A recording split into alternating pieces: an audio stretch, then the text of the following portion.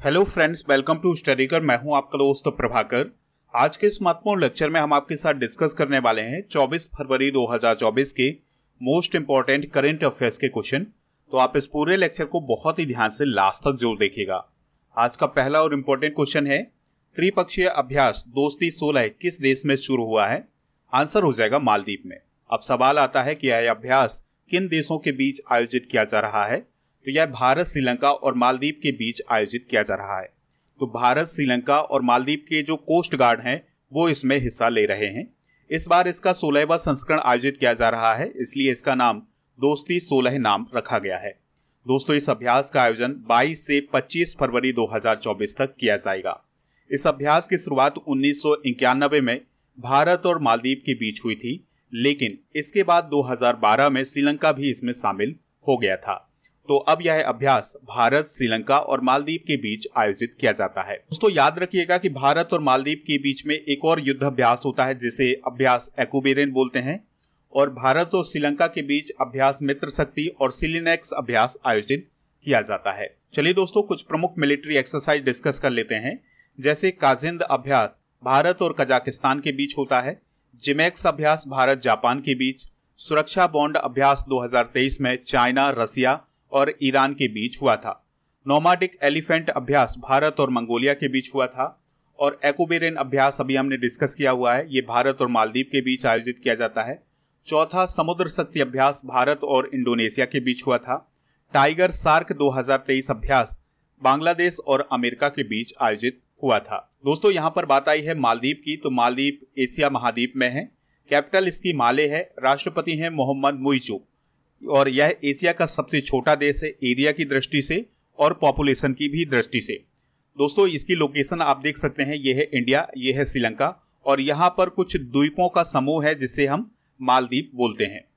आप इस पूरे लेक्चर को बहुत ही ध्यान से लास्ट तक देखिएगा। लास्ट में आपसे एक क्वेश्चन पूछा जाएगा जिसका आंसर कमेंट बॉक्स में देना है। अगर आप चैनल पर पहली बार आए हैं तो सब्सक्राइब कर लें, बेल आइकन भी दबा लें, जिससे आपको समय पर सबसे पहले नोटिफिकेशन मिल सकेगा। आप हमारे टेलीग्राम चैनल को भी ज्वाइन कर लीजिएगा। आपको टेलीग्राम पर जाना है, स्टडीकर ऑफिशियल सर्च करना है, तो वहां पर आपको चैनल मिल जाएगा, उसको ज्वाइन कर लेना है, तो आपको पीडीएफ भी मिल जाएगा। इसके अलावा आप हमारा ऐप भी डाउनलोड कर सकते हैं, उसका लिंक डिस्क्रिप्शन बॉक्स में दिया गया है। तो ऐप पर आपको paid course, e book, test series, PDF और डेली क्विज ये सभी मिल जाएगा। तो इनको प्राप्त करने के लिए ऐप को जरूर डाउनलोड करें। ई बुक की बात करें तो आपको मंथली करंट अफेयर्स और ईयरली करंट अफेयर्स की ई बुक आपको ऐप पर मिल जाएगी। तो इन सभी को प्राप्त करने के लिए ऐप जरूर डाउनलोड करें। नेक्स्ट क्वेश्चन है, चंद्रमा के दक्षिणी ध्रुव पर पहुंचने वाला दूसरा देश कौन बना है? आंसर हो जाएगा अमेरिका। तो अमेरिका चंद्रमा के दक्षिणी ध्रुव पर पहुंचने वाला दूसरा देश बना है। और चंद्रमा के दक्षिणी ध्रुव पर पहुंचने वाला पहला देश कौन था? भारत। और अब दूसरा देश कौन बन गया है? अमेरिका। तो अमेरिका की एक प्राइवेट कंपनी है जिसका नाम है इंट्यूटिव मशीन्स।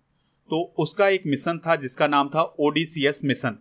तो ओडीसीएस मिशन का जो लैंडर है जिसका नाम है ओडीसीएस, तो वो चंद्रमा के साउथ पोल पर लैंड कर गया है। और इसकी लॉन्चिंग की गई थी 15 फरवरी 2024 को। लैंडिंग कब की है इसने? 22 फरवरी 2024 को।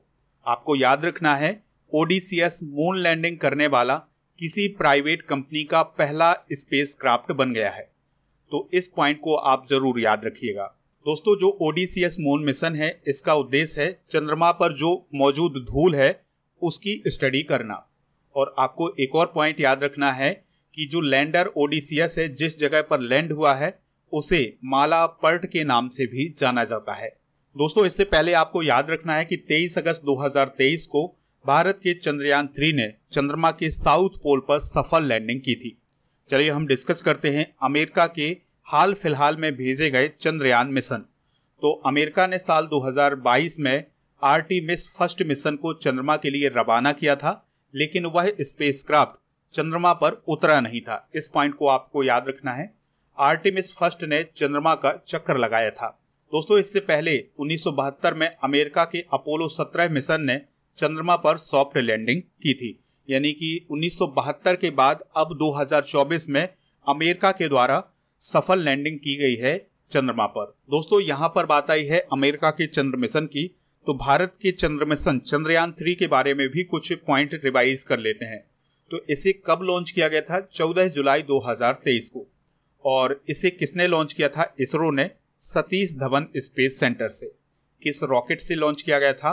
तो LVM-3M4 रॉकेट से लॉन्च किया गया था। इसका बजट कितना था? 615 करोड़ का। चंद्रयान 3 का कुल वजन कितना था? 3900 किलोग्राम का। लैंडिंग कब की थी? 23 अगस्त 2023 को।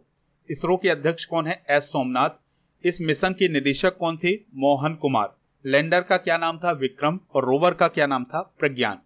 दोस्तों, चंद्रमा की सतह पर उतरने वाले देश कौन कौन है? तो पहला देश है अमेरिका, यानी चंद्रमा की सतह पर उतरने वाला पहला देश कौन है? अमेरिका। फिर उसके बाद रूस, फिर चाइना, फिर भारत और फिर अब जापान। यानी कि जापान जो है चंद्रमा की सतह पर उतरने वाला 5वां देश अभी हाल ही में बना है। चंद्रमा के दक्षिणी ध्रुव पर उतरने वाला पहला देश आपको जरूर याद रखना है, वो कौन है? भारत। नेक्स्ट क्वेश्चन है, मनोहर जोशी किस राज्य के पूर्व मुख्यमंत्री थे जिनका निधन हो गया है? आंसर हो जाएगा महाराष्ट्र। तो महाराष्ट्र के पूर्व मुख्यमंत्री मनोहर जोशी का अभी हाल ही में निधन हो गया है 86 वर्ष की उम्र में। दोस्तों, मनोहर जोशी पॉलिटिक्स में आने से पहले एक टीचर हुआ करते थे। तो वो 1967 में पॉलिटिक्स में आए थे। उन्होंने 40 साल तक शिवसेना में रहकर के पॉलिटिक्स की है।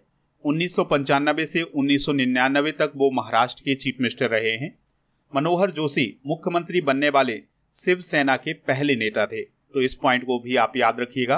1999 से 2002 तक वो अटल बिहारी वाजपेयी जी की सरकार में भारी उद्योग मंत्री रहे हैं। वह 2002 से 2004 तक लोकसभा के स्पीकर भी रहे हैं। 2006 से 2012 तक वो राज्यसभा के मेंबर भी थे। हाल ही में हुए कुछ प्रमुख निधन डिस्कस कर लेते हैं। तो चिली के पूर्व राष्ट्रपति सेबेस्टियन पिनेरा का निधन हुआ है। कश्मीरी कवि और पत्रकार फारूक नाजकी का निधन हुआ है। इतिहासकार आर चंपक लक्ष्मी का निधन हुआ है। शास्त्रीय गायिका डॉक्टर प्रभा अत्रे का निधन हुआ है। हॉलीवुड एक्टर क्रिश्चियन ओलिवर का निधन हुआ है। संगीत सम्राट उस्ताद राशिद खान का निधन हुआ है। तमिल सुपरस्टार और राजनेता विजयकांत का निधन हुआ है। इसके अलावा एक्टर ऋतुराज सिंह का अभी हाल ही में निधन हुआ है। और जैन भिक्षु आचार्य विद्यासागर जी महाराज जी का भी अभी हाल ही में निधन हुआ है। नेक्स्ट क्वेश्चन है, प्राइम मिनिस्टर नरेंद्र मोदी ने कहा संत रविदास की प्रतिमा का अनावरण किया है? आंसर हो जाएगा वाराणसी। तो दोस्तों, अभी हाल ही में वाराणसी में संत गुरु रविदास की 647वीं जयंती समारोह का आयोजन किया गया है और उसमें प्राइम मिनिस्टर मोदी जी भी शामिल हुए थे। तो इसी समारोह के दौरान उन्होंने संत रविदास की प्रतिमा का अनावरण किया है। यहाँ पर आप वो मूर्ति देख पा रहे हैं जिसका अनावरण किया गया है। यहाँ पर आप प्राइम मिनिस्टर नरेंद्र मोदी जी को देख पा रहे हैं और चीफ मिनिस्टर हैं योगी आदित्यनाथ जी। अगर आपसे पूछा जाए कि संत रविदास की प्रतिमा की ऊंचाई कितनी है, तो इसकी ऊंचाई है 25 फीट। आपको याद रखना है कि संत रविदास 15वीं शताब्दी के दौरान भारत के एक प्रमुख महान संत, दार्शनिक, कवि और समाज सुधारक थे। वह निर्गुण संप्रदाय के सबसे प्रसिद्ध संत थे। इसके अलावा दोस्तों, आपको याद रखना है कि उत्तर प्रदेश में एक और महत्वपूर्ण प्रतिमा स्थापित की जानी है और वो प्रतिमा है आदि योगी शिव की। तो ये प्रतिमा कहाँ स्थापित की जाएगी? तो उत्तर प्रदेश के जेवर में जो नोएडा इंटरनेशनल एयरपोर्ट बन रहा है उसके पास ही ये प्रतिमा स्थापित की जाएगी। तो यहाँ पर आप देख सकते हैं ये कौन है? आदि योगी शिव। तो इसके लिए अभी हाल ही में सिविल एविएशन मिनिस्ट्री के द्वारा मंजूरी दे दी गई है। चलिए कुछ प्रमुख स्टैचू डिस्कस कर लेते हैं जो कि इंडिया में है। जैसे स्टैचू ऑफ प्रोस्पेरिटी कहाँ है? ये है बेंगलुरु में। और ये किसका स्टैचू है? नांद प्रभु केम्पे गौंडा का। स्टैचू ऑफ नॉलेज कहाँ है? लातूर महाराष्ट्र में। और ये डॉक्टर BR अम्बेडकर का स्टैचू है। स्टैचू ऑफ पीस कहाँ है? ये है पाली राजस्थान में, जो कि विजय वल्लभ सुरीश्वर जी महाराज का स्टैचू है। स्टैचू ऑफ यूनिटी कहाँ है? केवड़िया गुजरात में। और ये सरदार वल्लभ भाई पटेल का स्टैचू है। स्टैचू ऑफ बिलीफ कहाँ है? नाथद्वारा राजस्थान में। और ये भगवान शिव का स्टैचू है। स्टैचू ऑफ सोशल जस्टिस कहाँ है? ये है विजयवाड़ा आंध्र प्रदेश में। और ये डॉक्टर BR अम्बेडकर का स्टैचू है। स्टैचू ऑफ इक्वेलिटी कहाँ है? तो ये है अमेरिका के मैरीलैंड में। और ये डॉक्टर BR अम्बेडकर का स्टैचू है। स्टैचू ऑफ वननेस ये कहाँ है? ओमकारेश्वर मध्य प्रदेश में। और ये आदि गुरु शंकराचार्य का स्टैचू है। दोस्तों, भारत में स्टैचू ऑफ इक्वेलिटी कहाँ है? तो ये है हैदराबाद में। और ये रामानुजाचार्य का स्टैचू है। ये सभी स्टैचू आप नोट कर सकते हैं। नेक्स्ट क्वेश्चन है, स्वदेशी लेजर हथियार दुर्गा 2 का परीक्षण कौन करेगा? आंसर हो जाएगा DRDO। तो आने वाले समय में DRDO के द्वारा स्वदेशी लेजर हथियार दुर्गा 2 का परीक्षण किया जाएगा। याद रखिएगा कि दुर्गा का फुल फॉर्म होता है डायरेक्शनली अनरेस्ट्रिक्टेड रे गन एरे। दोस्तों, डीआरडीओ लेजर हथियार प्रोटोटाइप दुर्गा 2 का परीक्षण करने की तैयारी कर रहा है और आने वाले समय में इसका परीक्षण भी किया जाएगा। दोस्तों, ये जो हथियार है ये दुश्मन की बैलिस्टिक मिसाइल या फाइटर जेट को भी गिरा सकता है। इसका इस्तेमाल चाइना और पाकिस्तान की सीमा पर किया जाएगा। बात आई है यहाँ पर डीआरडीओ की, तो डीआरडीओ का फुल फॉर्म क्या होता है? Defence research and development organisation. इसका गठन कब हुआ था? 1958 में। हेडक्वार्टर कहाँ है इसका? नई दिल्ली में। और अध्यक्ष कौन है? Doctor Sameer B Kamat. दोस्तों, इसका काम क्या होता है? तो हमारे जो सुरक्षा बल है यानी हमारी जो सेना है उसके लिए हथियार बनाना और उपकरण बनाना, उनको डिजाइन करना, ये किसका काम होता है? डीआरडीओ का। चलिए दोस्तों, कुछ ऐसे करंट अफेयर्स को डिस्कस करते हैं जो कि डीआरडीओ से रिलेटेड हैं। तो डीआरडीओ ने अभ्यास नामक उच्च गति वाले हवाई लक्ष्य के 4 उड़ान परीक्षण सफलतापूर्वक आयोजित किए हैं। डीआरडीओ ने ग्रीन प्रोपल्सन सिस्टम प्रक्षेपित किया है। आईआईटी हैदराबाद में डीआरडीओ उद्योग अकादमी उत्कृष्टता केंद्र का अभी हाल ही में उद्घाटन किया गया है। डीआरडीओ ने स्वदेशी असॉल्ट राइफल उग्रम अभी हाल ही में लॉन्च की है। डीआरडीओ ने सरबत नामक multi Spain mobile bridging system develop किया है। तो ये हैं डीआरडीओ से रिलेटेड कुछ important current affairs. Next question है, बुद्ध और उनके अवशेष 26 दिन की प्रदर्शनी के लिए किस देश पहुंचे हैं? आंसर हो जाएगा थाईलैंड। तो दोस्तों, गौतम बुद्ध और उनके 2 शिष्यों के अवशेष 26 दिन की प्रदर्शनी के लिए थाईलैंड पहुंचे हैं। तो थाईलैंड की कैपिटल है बैंकॉक। तो वहां पर गौतम बुद्ध और उनके शिष्यों के अवशेष पहुंच चुके हैं 22 फरवरी 2024 को। तो 26 दिनों तक इनकी प्रदर्शनी की जाएगी, लोग इनके दर्शन करेंगे। अगर आपसे सवाल पूछा जाए कि वो 2 शिष्य कौन कौन है गौतम बुद्ध के जिनके अवशेष थाईलैंड भेजे गए हैं, तो उनमें से पहला नाम है अरहत सारीपुत्र का, दूसरा नाम है अरहत मौदगल्यायन का। ठीक है, तो इन दोनों शिष्यों के नाम भी आप नोट कर लीजिएगा। इन पवित्र अवशेषों को 19 मार्च को थाईलैंड से वापस भारत लाया जाएगा। दोस्तों, भारत और थाईलैंड के बीच में इन पवित्र अवशेषों को लेकर के एक समझौता भी हुआ था, जिसके अंतर्गत ये अवशेष थाईलैंड जाने थे प्रदर्शनी के लिए। बात करें अगर हम थाईलैंड की, तो सबसे पहले आप थाईलैंड की लोकेशन देख लीजिएगा। ये है थाईलैंड और ये एशिया महाद्वीप में ही स्थित है। तो भारत का पड़ोसी देश है म्यांमार और म्यांमार का पड़ोसी देश कौन है? थाईलैंड। कैपिटल क्या है इसकी? बैंकॉक। और यहाँ के प्राइम मिनिस्टर कौन है? श्रेथा थाविसिन। और राजभाषा क्या है यहाँ की? थाई। और मुद्रा है बाहत। तो ये सभी पॉइंट आप नोट कर सकते हैं। चलिए गौतम बुद्ध के बारे में कुछ बेसिक पॉइंट डिस्कस करते हैं। तो गौतम बुद्ध के बचपन का क्या नाम था? सिद्धार्थ। इनका जन्म कब हुआ था? 563 ईसा पूर्व में लुम्बिनी में। माता का क्या नाम था? महामाया। इनकी मौसी का क्या नाम था? गौतमी। और इनके पिता का क्या नाम था? शुद्धोधन। इनके कुल का क्या नाम था? तो ये शाक्य क्षत्रिय कुल के थे। पत्नी का क्या नाम था? यशोधरा। पुत्र का क्या नाम था? राहुल। और याद रखिएगा कि इन्होंने 29 वर्ष की आयु में गृह त्याग किया था और इन्हें 35 वर्ष की आयु में ज्ञान प्राप्त हुआ था। बुद्ध ने अपना पहला उपदेश उत्तर प्रदेश में बनारस के पास सारनाथ गांव में दिया था। तो अगर आपसे पूछा जाए गौतम बुद्ध ने अपना पहला उपदेश कहाँ दिया था, तो उन्होंने अपना पहला उपदेश सारनाथ में दिया था। उनका उपदेश पाली भाषा में लिखा गया था। उनकी मृत्यु 80 वर्ष की आयु में 483 ईसा पूर्व में उत्तर प्रदेश के एक शहर कुशीनगर नामक स्थान पर हुई थी। तो ये सभी पॉइंट आप नोट कर लीजिएगा। नेक्स्ट क्वेश्चन है, घरेलू क्रिकेट में एक ओवर में 6 छक्के लगाने वाले तीसरे भारतीय क्रिकेटर कौन बने हैं? आंसर हो जाएगा वामसी कृष्णा। तो यहाँ पर आपको क्वेश्चन में भारतीय ऐड कर लेना है। तो दोस्तों, घरेलू क्रिकेट में एक ओवर में 6 छक्के लगाने वाले तीसरे भारतीय क्रिकेटर कौन बने हैं? वामसी कृष्णा। तो आंध्र प्रदेश के बल्लेबाज वामसी कृष्णा ने सीके नायडू ट्रॉफी में एक ओवर में 6 छक्के जड़ दिए हैं और वह घरेलू क्रिकेट में यह कारनामा करने वाले रवि शास्त्री और ऋतुराज गायकवाड़ के बाद तीसरे भारतीय बन गए हैं। दोस्तों, याद रखिएगा कि रवि शास्त्री ने 1985 में एक ओवर में 6 छक्के लगाए थे और ऋतुराज गायकवाड़ ने 2022 में एक ओवर में 6 छक्के लगाए थे।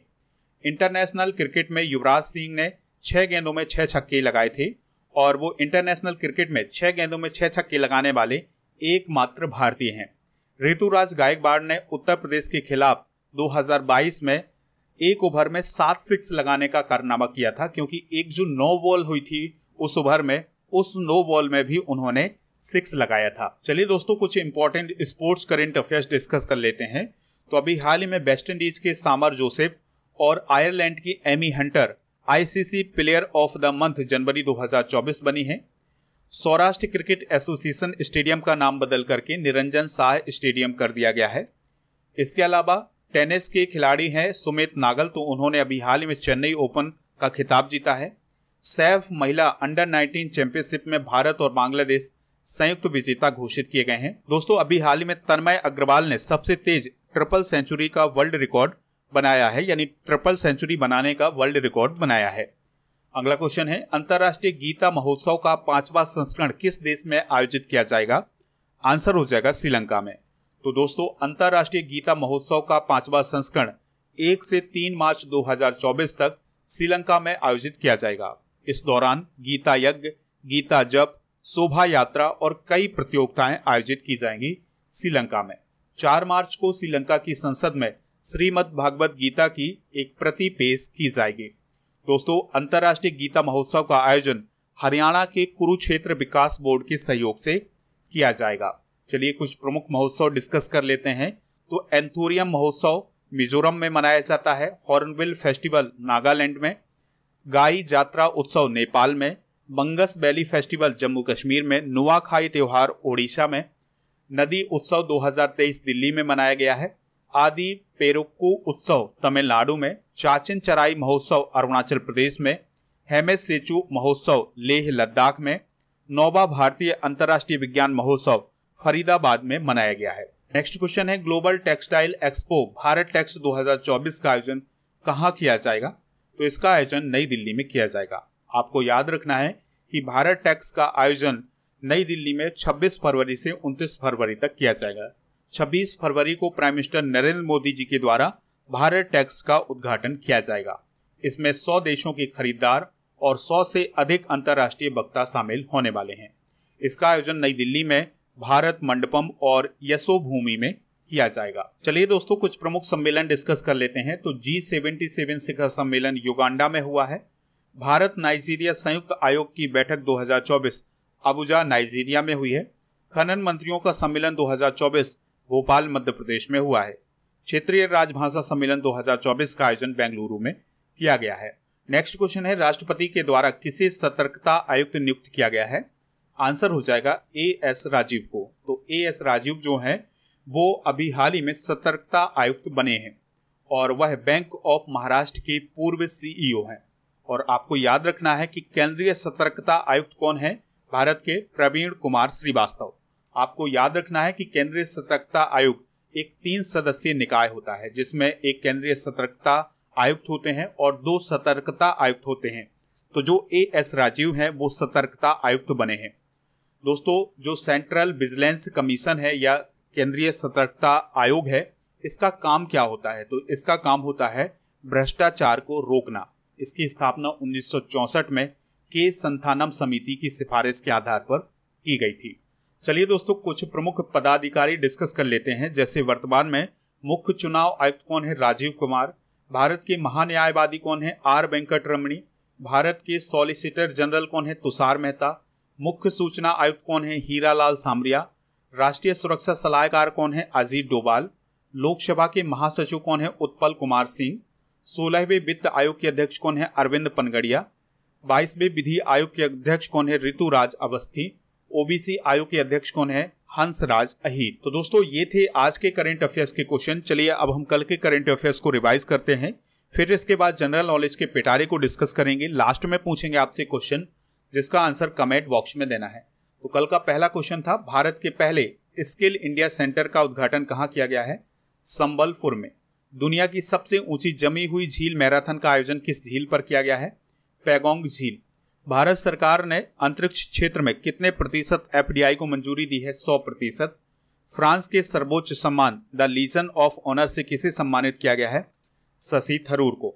भारत को 9 प्रोजेक्ट के लिए 12,827 करोड़ रुपए का विकास सहायता ऋण कौन सा देश प्रदान करेगा? जापान। अंतर्राष्ट्रीय सौर गठबंधन में शामिल होने वाला 19वां देश कौन बना है? माल्टा। बहुराष्ट्रीय सैन्य अभ्यास शांति प्रयास 4 का आयोजन किस देश में किया जा रहा है? नेपाल में। भारत के पूर्व क्रिकेटर लालचंद्र राजपूत किस देश की क्रिकेट टीम के मुख्य कोच बने हैं? यूएई। बैगलेस स्कूल की पहल की शुरुआत किस राज्य में की गई है? मध्य प्रदेश में। उत्तर प्रदेश का पहला कछुआ संरक्षण रिजर्व कहाँ स्थापित किया जाएगा? गोंडा में। दोस्तों, आज के जनरल नॉलेज के पिटारे में हम डिस्कस करेंगे भारत के थर्मल पावर प्लांट। तो Mundra thermal power plant Gujarat में है, Kamalanga thermal power plant Odisha में है, Korba thermal power plant Chhattisgarh में है, Barauni thermal power plant Bihar में है, इसके अलावा Bokaro thermal power plant Jharkhand में है, Ennore thermal power plant Tamil Nadu में है, Durgapur thermal power plant Paschim Bengal में है, Rihand thermal power plant Sonbhadra Uttar Pradesh में है। कल के करंट अफेयर्स में आपसे पूछा गया था कि बुलर झील कहां पर स्थित है या किस राज्य में या केंद्र शासित प्रदेश में स्थित है? आंसर हो जाएगा इसका जम्मू कश्मीर में। तो लगभग सभी लोगों ने इसका आंसर जम्मू कश्मीर बताया हुआ है। आज का क्वेश्चन है, चंद्रमा पर उतरने वाला पहला देश कौन है? तो जो भी इसका राइट आंसर हो कमेंट बॉक्स में जरूर बताएं, हमें इंतजार रहेगा आपके आंसर।